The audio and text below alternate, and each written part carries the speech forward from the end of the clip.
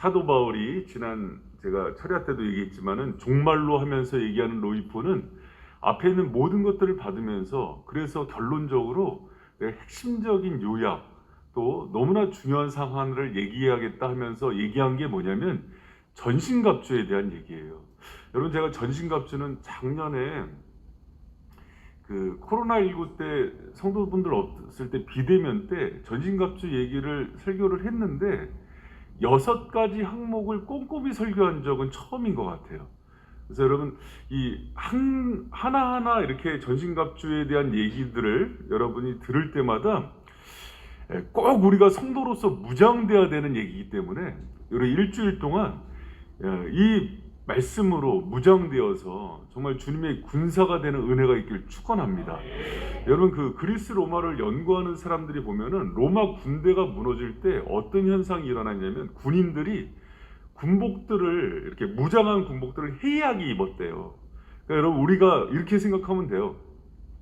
예비군 훈련 가면은 왜 이렇게 허리띠도 그러고 이렇게 모자도 그러고 막 쓰고 다니잖아요. 그런 현상이 일어났다 그럽니다. 근데 여러분, 군기가 이렇게 딱 있는 군대들, 이렇게 뭐 해병대나 특전사 가면은 아주 제복을 단정하게 입죠. 여러분, 영적으로도 마찬가지예요. 성도들도 말세 때가 되면 어떤 현상들이 일어나냐면 보이진 않지만 영적으로 꼭 무장되어야 되는 것들이 하나씩 없어요. 그리고 사탄은 어디를 칩니까? 틈을 쳐요. 항상 이렇게 빈틈들, 마치 그 사막에서 하이에나처럼 뭔가 뒤에 처져 있는 사람들이 이렇게 잡아먹는 그런 현상들이 나타나는 거예요. 여러분, 다시 한번 우리가 이 전신갑주 얘기를 많이 하는데 정확히 꼼꼼히 아는 분들은 없어요. 그러나 마지막 때 우리가 승리하기 위해서 꼭 필요한 하나님의 진리의 말씀이라고 저는 믿습니다. 이 말씀으로 무장되어져서 정말 여러분 마지막 때에 승리하는 주님의 백성 되길 축원합니다. 여러분, 전신갑주는요, 제가 계속 반복할 텐데 허리, 가슴, 발 따라해요. 허리, 가슴, 발, 왼손, 머리, 오른손, 그렇게 무장돼요. 진리의 허리띠, 의의 흉배, 평안의 복음을 메는 신, 또 왼쪽에 믿음의 방패, 구원의 투구, 성령의 검, 하나님 말씀, 이렇게 되는 거예요. 이거 나중에 외워서 이게 이제 외운 다음에 그것만 알면 안 되고 그 의미를 정확히 알아야 돼요. 그리고 그것으로서 여러분이 제가 이제 철야까지 딱 설교하고 있거든요. 그럼 이제 5일, 6번 하면서 그걸로 온전히 무장되어지면은 정말 달라집니다.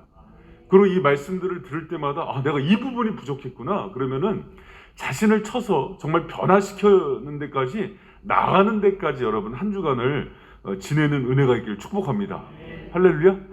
그러고 나서 이제 또 다음 주 특세하고 그러면은 정말 하나님께서 특별한 은혜들 많이 부어주실 거예요. 여러분, 하나님이 우리 교회하고 성도들 주시고 싶은 은혜들이 되게 많거든요. 근데 준비돼야 돼요. 뭘로 준비되냐면 디모데후서 2장에도 나오지만은 깨끗한 그릇 돼야 돼요. 주님의 은혜를 받을 만한 준비를 하고 있어야 돼요. 근데 그러지 못해서 받지 못하는 경우가 너무 많아요. 여러분, 이번에 하반기 시작하면서 우리가 계속 특세하는데 꼭 은혜와 하나님의 축복의 주인공들 되길 축원합니다. 여러분, 목회자의 소원이 뭐겠어요? 성도들 그런 은혜들 받고 그러면은 너무 행복해요. 근데 그러지 않고 은혜의 비는 내리는데 저기 다른 데 굴 속에 들어가 있으면 너무 가슴 아파요. 그러니까는 계속 그 은혜의 자리로 나오라고 호소를 하는데 이렇게 받을 사람만 맨날 나오니 그래서 여러분이 듬뿍 받아서 은혜를 나눠주는 은혜의 통로 되길 축원합니다. 할렐루야. 여러분, 첫 번째 하나님의 전신갑주는요, 진리의 띠라고 얘기해요. 그런데 여기서 한 가지 중요한 게 있어요. 뭐냐면 사도 바울이 전신갑주를 본 그 이미지는 로마 군사의 그 전투복을 보면서 그 영감을 얻은 거거든요. 재밌죠. 에베소서, 빌립보서, 골로새서, 빌리몬서는 옥중서신이에요. 옥중서신은 맨날 군사들한테 이렇게 끌려다니고 앞에서 감시하는 사람들인데 절망의 순간이잖아요. 절망의 순간인데 그 군복을 보면서 하나님이 영감을 터뜨려줘요. 우리 하나님 참 재밌으시죠. 은혜를 주시고 저것을 통해서 하나님께서 부어주신 영감이 있다는 거예요. 성도는 어떤 상황 속에서도 그래도 절망할 수가 없어요. 왜? 하나님이 우리와 함께 하시니까. 여러분, 풀무불 속에서도 함께 하시니까. 사자굴에서도 함께 하시니까. 로마 군병들이 첩첩이 쌓여 있어도 그 속에서 진리를 깨우치게 하는 분이니까. 여러분, 그게 우리 하나님이세요. 우리가 아무리 힘든 상황 속에서도 기도하는 사람은 그래서 낙심하지 않는 거예요. 여러 가지 어려운 상황 속에서도 내가 내일 죽을지도 모르는데 그 로마 군병의 옷 속에서 너무 하나님께서 말하는 비밀이 큰 거예요. 그래서 에베소서 1장 나중에 읽어보면은요, 찬송하리로다 하나님 하면서 삼위 하나님을 놀랍게 찬양하는데, 왜? 절망의 순간인데 가장 큰 비밀을 얘기한 게 에베소서이기 때문인 거예요. 그리고 마지막에 그들의 옷을 통해서도 하나님께서 영적인 비밀을 쏟아내 주신 거예요. 여러분, 우리가 그런 사람들이에요. 하나님께서 어떤 상황 속에서도 지금 뭐 재정적인 문제도 있고 아이들의 문제, 가정의 문제가 있지만은 그 속에서도 하나님께서 영감을 열어서 소망의 메시지를 던져주시는 분임을 믿는 저와 여러분 되시길 축원합니다. 근데 그때 순서가 중요하거든요. 가장 먼저 보게 하셨던 게 뭐냐면 띠예요. 허리띠. 여러분, 그 로마인들은 그 영화 많이 보셔서 알 거예요. 그 옷을 입을 때 그 투닉이라는 목 이렇게 구멍 뚫려 있고 팔 구멍 뚫려 망토 같은 거 입잖아요. 그러면 이제 싸울거나 훈련을 받을 때 필요한 게 뭐냐면 이거를 이렇게 딱 고정시켜야 돼요. 뭔가를 할 수 있거든요. 그래서 제일 필요한 게 허리띠로 동여매는 거예요. 허리띠로 이렇게 딱 동여매야 움직일 수가 있어요. 여러분, 우리도 뭐 열심히 산다 얘기할 때 허리띠 동여맨다, 질끈 동여맨다 얘기하잖아요. 그래서 사도 바울이 순서상 허리띠를 동여매는 걸 가장 먼저 얘기해요. 그런데 그 허리띠가 그냥 허리띠 동여맨다로 끝나면 안 되죠. 이 허리띠가 뭐예요? 앞에 뭘로 수식하고 있습니까? 진리의 허리띠인 거예요. 그러니까 여기서 강조하고 있는 것은 허리띠보다도 진리인 거예요. 진리로 먼저 무장할 것을 얘기해요. 진리가 있어야 우리의 흐트러진 그 옷매무새가 동여매어지고 활동할 수 있고 전진할 수 있다는 걸 얘기하는 거예요. 여러분, 그 알레세이라는 진리는 뭡니까? 하나님의 말씀이에요. 여러분, 저기 전신갑주를 보면은요, 6가지 항목이 말씀으로 시작해서 말씀으로 끝나요. 성령의 검으로. 그만큼 말씀이 중요해요. 여러분, 어떤 것들을 시작할 때 항상 하나님의 말씀으로 시작하는 저와 여러분 되시길 축원합니다. 알레세이야, 진리인 말씀을 정확히 하는 게 중요해요. 왜 그런지 아세요? 우리의 대적 마귀의 첫 번째 그 공격 주요 무기가 뭐냐면 속임수기 때문에 그래요. 사단은 거짓의 압이에요. 물론 디아블로스는 분열시키는 자라는 뜻이 있어요. 거짓으로 분열시키고 속임수로 분열시키고 이간질로 분열시키는 게 사탄이에요. 정말 아름다운 공동체도요, 한순간 이렇게 작정하고 들어온 신천지나 아니면 그 속에서 이간질하는 그 영이 있는 거나 거짓말하는 영이 있는 사람들이 있으면은 갑자기 분열되기 시작해요. 여러분, 그래서 우리가 깨어서 기도해야 됩니다. 진리의 허리띠로 무장하시기를 축원합니다. 진리의 사람이 돼야 되는 거예요. 여러분, 어저께 송정수 목사님이 설교하면서 골로새서 2장 8절 하면서 누가 철학과 헛된 속임수로 너희를 노력할까 주의하라 했잖아요. 철학과 헛된 속임수는 처음에 예수님 있었을 때 초대교회에서부터 지금까지 사탄의 공격이에요. 헛된 속임수. 그때는 영지주의죠. 육과 영이 분리되어 있고 육은 무익하다 막 이런 논리로 그냥 사람들 방종에 빠지게 하고 쾌락주의에 빠지게 했던 거예요. 근데 오늘날은 뭐라 그랬어요? 포스트 모더니즘. 여러분, 이 포스트 모더니즘의 가치는 어제도 얘기했지만은 이 세상이 진리라고 말할 수 있는 것은 없다 해요. 이 세상에 보편적 진리는 없다. 진리는 각자 주관적 생각이나 느낌이다. 그래서 진리의 주체는 난 거예요.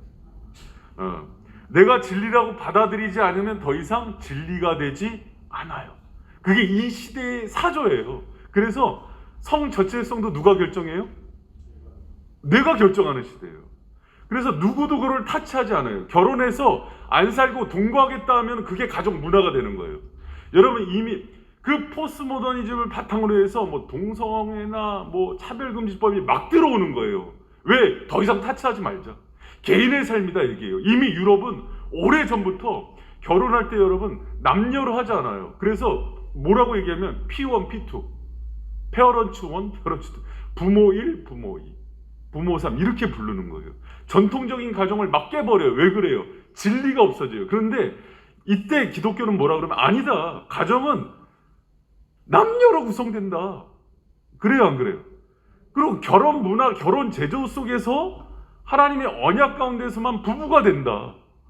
근데 이거 다 깨졌죠, 이미. 유럽이나 미국은 다 깨졌죠. 왜? 뭐가 없기 때문이에요? 진리가 없기 때문에 그래요. 그래서 이 시대에 유일하게 사람들의 그 방탕과 방종을 잠재울 수 있는 무기는 진리인 말씀이라고 그래요. 그러니까 세상이 누굴 제일 싫어할까요? 기독교를 싫어해요. 왜? 우리는 보편 기준을 얘기하니까, 절대 진리를 얘기하니까, 뭐가 잘못이고 뭐가 참이고 거짓인지를 얘기하니까. 여러분, 더욱더 진리 위에 사는 저와 여러분 되시길 축원합니다. 할렐루야. 하나님의 말씀을 반듯하게 알아야 돼요. 그리고 세상이 얘기하는 것에 대해서 이거는 말씀에 근거해서 잘못됐다고 얘기할 수 있는 데까지 그렇게 나가는 저와 여러분 되시길 축원합니다. 여러분, 그 요한복음 8장 32절에 보면은 진리를 알지니 진리가 너희를 자유케 하리라 그래요. 진리를 알지니 진리가 너희를 자유케 하리라. 근데 여러분, 이 시대 정신은 진리가 너희를 옥죄고 가두고 숨막히게 해서 자유를 뺏는다 그래요. 여러분, 그래요? 생각해 보세요. 오늘날처럼 여러분 그 포스트 모더니즘 이후의 시대처럼 중독이 많은 게 어디 있어요? 왜 중독이 많은지 알아요? 자기가 하고 싶은 대로 해서 그래요. 술 먹고 싶은 대로 먹으니까 알코올 중독이 걸려요. 마약 하고 싶은 대로 하니까 마약 중독, 도박 중독, 뭐 성 중독, 계속 이렇게 걸리는 거예요. 여러분, 기독교는요, 하나님의 진리 가운데 글로 가면 안 돼. 이렇게 가야 돼. 그렇게 살았더니 오히려 삶이 건강해지고 반듯해지지 않아요? 진리가 우리를 자유케 하는 거예요. 여러분, 내가 먹고 싶은 대로 막 먹어서 성인병 걸리고 건강 잃어버리면 기저귀 차고 요양원에서 평생 보내는 거 아니에요? 그게 자유한 거예요? 여러분, 내 성질대로 막 집에 가서 폭력을 일으켰더니 애들이 마음이 다 떠나서 가정이 깨져. 그럼 결국 그게 관계적 단절이 이러는 게 아니냔 말이에요. 여러분, 진리 안에 거할 때 진정한 자유가 있는 거고 기쁨과 행복이 있음을 믿는 저와 여러분들이 축원합니다. 여러분, 사탄은요 계속 속여요 우리를. 야, 너희들이 하고 싶은 대로 해. 이 시대 정신에 느끼는 대로 해. 너희들이 마음먹은 대로 뭐든지 할 수 있어. 여러분, 그런 거짓이 어디 있어요? 그런데 이게 교회 안에도 많이 들어왔어요. 교회 안에 많이 들어왔어요. 그래서 젊은 사람들이 진리를 근거로, 제가 요새 막 이렇게 좀 이렇게 설교하면서 막 호통치고 그런 이유가 있어요. 젊은 사람의 라이프 스타일이 어른들이 생각하는 것 상상 이상으로 많이 깨져 있어요. 너무 많이 깨져 있어요. 세상과 다를 바가 없을 정도로 세속화가 막 진행돼요. 이제 교회에서 술 담배하는 거 흠잡지 못할 정도가 됐어요. 이제 남녀 그냥 그 막 어디 여행 다니고 뭐 동거하고 그래도 문제 못 삼을 정도가 됐다니까요. 이게 무슨 얘기인가? 눈 껌뻑거리시죠? 그렇게 껌뻑거리시면 안 돼요. 지금 세상이 전쟁터가 돼버렸어요. 좀 어떻게 이걸 어디서부터 수습해야 될지 모를 정도예요. 근데 여러분, 교회는 이게 무너져 버리면 어떻게 되냐면 전 사단의 밥이 되는 거예요. 여러분, 마지막 때가 될수록 더욱더 진리 가운데 견고히 서는 바이셈 성도들 되시길 축원합니다. 우리가 정말 자유롭게 되는 거는요, 진리의 말씀으로 무장이어서 허리띠를 삼고서 그 위에 우리의 삶을 세워놓는 거예요. 여러분, 왜 하반기 우리가 그 상반기 1월에 또 하반기 7월에 그 특세를 하는지 알아요? 기도도 중요하지만은 정말 말씀의 능력이 있고 은혜가 있는 분들을 세워서요, 진리로 성도들의 삶을 잡아주는 거예요. 그러면 어떻게 되냐면 성도들이 힘이 생겨요. 자기 삶이 다시 한번 정돈되어지고 죄를 끊어내기 시작하고, 그러면서 진정한 자유와 평안을 누리는 거예요. 여러분, 이번 특세 때 각 개인 가운데 있는 모든 어둠과 악함들이 끊어지는 은혜가 있기를 축원합니다. 여러분, 거기서부터 시작해야 된다니까요. 그래서 너풀거리는 옷들 다 동여매고 다시 하나님의 진리 가운데 서서 하나님께 손에 붙들려서 쓰임받는 은혜의 일꾼들 되기를 축원합니다. 기도하세요, 여러분. 그래서 하반기 때 치유 회복을 위해서 기도하고, 이 전에 거룩함과 정결함을 위해서 기도해야 돼요. 하나님, 우리 마음속에 있는 모든 죄악까지도 성령의 물로 다 태워주시옵소서. 그래서 하나님의 은혜 받은 일꾼들이 될 수 있도록 축복하여 주시옵소서. 모든 것들, 여러분, 이 시대를 본받고 이 시대가 기준이 아닌 거예요. 우리는 진리의 말씀이 기준인 거예요. 그 진리대로 우리의 삶을 반듯하게 세울 때만 하나님이 우리를 축복해 줄 수 있는 거예요. 악한 사단도 이길 수 있는 거고, 내 삶이 여러분 세월을 아낄 수가 있는 거예요. 그래서 다시 한번 우리 목사님 이렇게 열내나 그러지 마시고 다시 한번 그래야 여러분의 영혼이 잘 되는 거예요. 근데 여러분, 이 진리의 허리띠는요, 두 번째 의미가 있어요. 뭐냐면, 진리이신 예수 그리스도 하나님 말씀이라는 뜻도 있지만은 두 번째 중요한 것은 그 진리를 기반으로 한 성도들의 거룩하고 진실된 삶, 정직, 진실, 그런 의미가 있는 거예요. 그럼 여러분, 이건 어떻게 해석할 수 있냐면은, 우리가 진실과 정직으로 무장해야 된다는 얘기예요. 할렐루야. 진리의 말씀을 붙들고 사는 성도들의 삶의 첫 번째 특징은 정직과 진실이 돼야 돼요. 뭐가 돼야 된다고요? 정직과 진실이 돼야 돼요. 여러분, 우리가 영적 전쟁에서 승리하려면 사탄을 상대로 또 세상을 상대로요, 거짓과 속임수로 세상을 이길 수는 없어요. 여러분, 성도는요, 성도들에게 주신 하나님의 무기가 있어요. 우리는 빛의 자녀들이에요. 빛의 자녀들의 주 무기는 빛이 돼야 돼요. 세상과 사탄은 어둠이에요. 속임수예요. 여러분, 아무리 우리가요, 거짓말을 잘한다 그래도 정말 성도들, 목회자들, 뭐 우리 장로님 권사님들은요, 세상 사람들처럼 그렇게 거짓말 잘할 수 없어요. 성령이 있기 때문에 그렇게 하지도 못해요. 제가 예전에 그 신우회를 이렇게 지도할 때 신우회 사장이 시행사 그 대표인데, 여러분 시행사 시공사들 보면은 정말 거칠어요. 그 어떨 때는 이 뭐 한순간에 이게 기업 이렇게 막 이 뭐 돈 회전이나 이런 것 때문에 기업이 무너지기도 하고 살아나기도 하고 그러기 때문에 정말 거칠고, 제가 그 안에서 막 회의할 때 보면은 막 고성이 들리고 막 욕설 들리는 것도 보고, 그 뒤에 또 예배 드리면은 정말 힘들고 그런 그런 경험이에요. 근데 그 대표가 그런 얘기 하더라고요. 목사님, 제가 정말 거칠게 용역들, 뭐 러시아 용역도 써보고, 이 건물 한 거 돈 안 주면 띄니까는, 그러니까 뭐 유치권 행사 들어가면은 막 그 용역들 사다 막 싸운대요. 그런 것도 해보고, 가스통 들고 그 건물에서 지키려고 그렇게 몸부림도 쳐보고, 막 여러 가지 다 해봤는데 정말 제가 무서운 사람이 누군지 아십니까? 그래. 누구예요? 그랬더니 그런 깡패들이나 뭐 사기치는 사람들이 무서운 게 아니라 정말 하나님 앞에서 정직한 사람들 무섭다. 그게 무슨 소리예요? 그랬더니 이 사람들은 내를 이기지 못한다는 건 안 돼요. 그런데 자기가 그런데요. 가끔 정말 하나님의 사람들이 있대요. 여러분, 그런 사람들도 보는 눈이 있더라고요. 정말 하나님의 사람들이 있는데 그 사람들을 자기가 해코지 하면 하나님이 이 기업을 무너뜨릴 것 같은 마음이 있대요.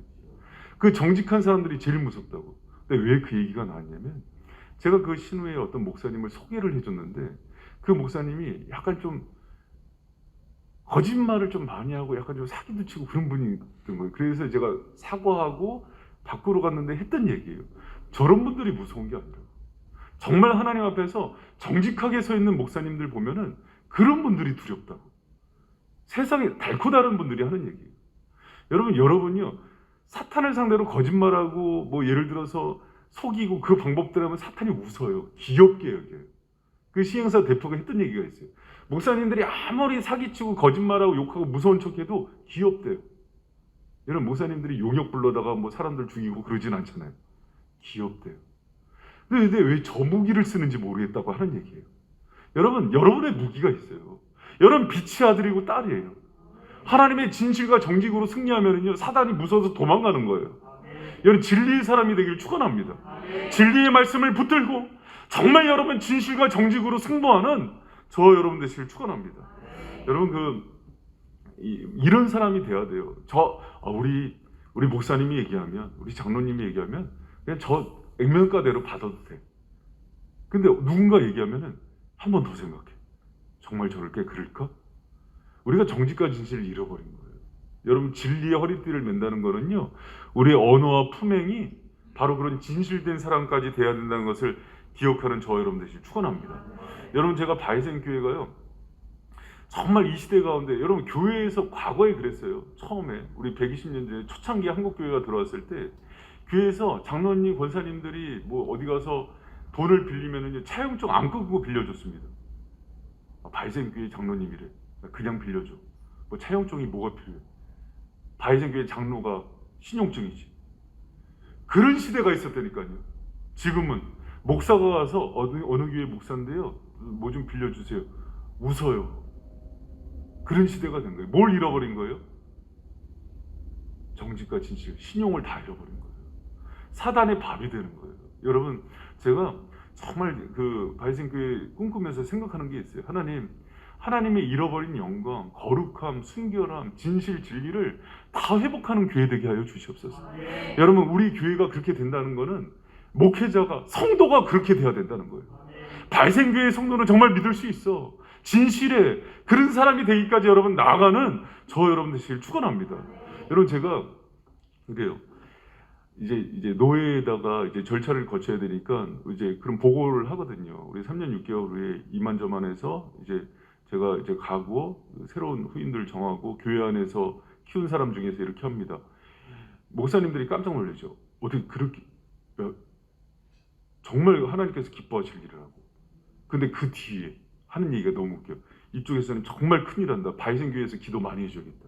그런 사람이 있고, 여러분 기도 많이 하셔야 됩니다. 왜 그러냐면 너무 하나님께서 기뻐하시는 일이라서 뒤에서 틈타는 사탄도 많은 거예요. 근데 이쪽에서는 한 목사 어디 갈 교회 있나 보다. 내가 화가 나갖고 그냥 여호수아처럼 내가 갈 교회가 있으면 당신 첫째 아들이 죽고 갈 교회가 내가 시비 걸고 싶었어. 근데 여러분 그럴 필요가 없는 거예요. 왜? 여러분 그거는요 그냥 삶으로 진실함으로 보여주면 돼요. 여러분 지난 12년 동안 제일 교회 하면서 했던 게 뭐냐면 투명성 교회, 정직성, 물질을 쓰는 것도 그러고 교회에서 어떤 것들을 정하는 것도 그러고 정책을 정하는 것도 그러고 세상과는 달라야 된다. 교회가. 목사님 그 유들이 아닙니까? 그 정도도 없을 정도로 거룩하고 진실하게 가는 게 우리의 첫 번째 무기였단 말이에요. 여러분 그 기조가 계속해서 가야 되는 거예요. 그리고 마지막 때 여러분 정말 발생교회가 하나님 앞에서 제가 자다가 일어나서도 꿈은 제 진실은 뭐냐면 하나님께서 가장 기뻐하는 교회가 되는 거예요. 여러분 그 기뻐하는 교회가 됐을 때 그 영광은요 하나님과 성도들이 다 가져가는 거예요. 여러분 그런 은혜의 공동체가 되기 위해서 여러분이 첫 번째 허리띠를 동요매는 그런 성도들 되길 축원합니다. 교회도 그렇고 여러분의 삶도 그렇고 가장 거룩하고 진실하고 정말 충성되고 정직한 그 삶으로 나가는 저 여러분 되시길 축원합니다. 성도들이 입술에서 나오는 얘기 자체가 그냥 하나님 말씀 다음이 돼야 돼요. 속이는 게 없고 거짓이 없고 허황과 허세가 없고 여러분 그런 공동체가 되기를 축원합니다. 여러분 제가 참 좋아하는 신학교가 하나가 있어요. 제가 만약에 대신 출신이 아니었으면은 가고 싶은 신학교가 합동신학대학원이에요. 그 신학교가 뭐가 좋냐면은 신학적인 내용과 교수님들도 좋아요. 그런데 정말 좋은 게 거기는 신학생들의 인품을 정말 훌륭하게 키워요. 한 7, 80명 되는 그 학생들을 기숙사 생활 시키면서 그러니까 시험을 봐도 무감독 시험이에요. 그냥 정직성 훈련부터 시키는 거예요. 하나님 앞에서 시험 봐라. 매점을 가도 점원이 없어요. 돈통만 있어요. 학생이 책 사고 돈 거슬려고 가는 거예요. 여러분 거기 장학제도도 50% 이상이 저희 교단에서 교회에서 장학금을 이렇게 대줘요. 그러다가 성적 장학금을 누가 받잖아요. 그러면 이중 장학금이 되면 우리는 보너스다 그러고 가서 뭐 사탕 사 먹잖아요. 그러지 않고 그것을 또 어려운 교우들한테 하나를 양보해요. 그런 것들을 가르치는 거예요. 여러분 그게 하나님의 백성들의 첫 번째 특성이에요. 저는 너무 아름다워요. 그 학교 첫 동산에 가면은 설립자님 박윤선 그 목사님 그 무덤이 있거든요. 일부러 학교 뒷동산에다가 자기 무덤 쓰게 했어. 그걸 보면서 이제 배우는 거예요. 인생의 끝을. 뭘 남기고 가야 되는지. 여러분 이 땅 살아가기 어려워요. 어려울수록 더 진실하고 정직하게 살아가는 저 여러분들 축원합니다. 거짓을 여러분 다윗이 사랑받았던 이유는요. 제 가운데 넘어졌을 때도 하나님께 정직한 심령으로 나간 것을 하나님이 기뻐하신 거예요. 그래서 우리가 어떤 상황 속에서도 여러분 하나님 앞에서 정직한 심령으로 반응하는 저 여러분 되시길 축원합니다. 여러분 제가 오랫동안 목회하면서 깨달은 거 하나가 있어요. 뭐냐면 성도들 중에서 와서 성장이 안 되는 사람의 특징 진실하지가 않아요. 뭔가 여기저기서 배운 건 많아요. 근데 정직하지가 않아요. 그래 목회자 속이고 성령님 속이고 성도들 속이고 거짓되게 들어와요. 그럼 절대 성장이 안 돼요. 성장 잘 되는 사람의 특징 나이가 많건 적건 사회적인 포지션이 어떻건 자신의 연약함과 부족함을 정확히 인정하고 고백해줘요. 목사님 저 이만저만 부족하고 연약한 사람입니다. 도와주세요. 그럼 여러분 제가 그걸 가지고 이제 목회자도 중요하죠. 여기저기 다니면서 그 사람을 험담하고 그러면 이제 끝장나는 거예요. 여러분 12년 목회하면서요. 입만 열면은 한 성도 매장시킬 정도의 비밀들이 너무 많아졌어. 그래서 성도들이 와서 얘기해 주는 거는 입 꼭 다물고 그냥 목회하는 거예요. 그게 중요한 거예요. 성도 진실하고 정직하고 서로 비밀을 유지해주고. 여러분 바이센교회가 그런 교회가 되길 축원합니다. 뭐 그렇게 하나님 앞에서 잘난 척할 게 우리가 많아요.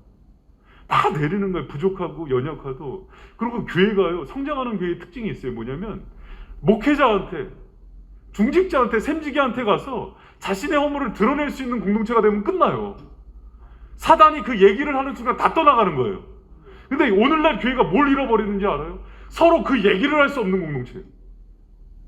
얘기하면 이거 새 나갈까봐. 우리 새벽에 온 성도들이 우리 교회의 그 진리를, 진실을, 정직을, 그를 유지할 수 있는 그런 성도들이 되길 축원합니다. 하나님 앞에서 입술을 결단하는 은혜가 있길 축원합니다. 하나님, 내 세몬들이, 우리 교회에 있는 사람들이, 사역자들이 얘기하는 것에 대해서 내가 가슴으로 품고 기도의 자리에서만 얘기하게 하여 주시옵소서. 그런 사람들이 중보 기도자가 돼야 되는 거예요.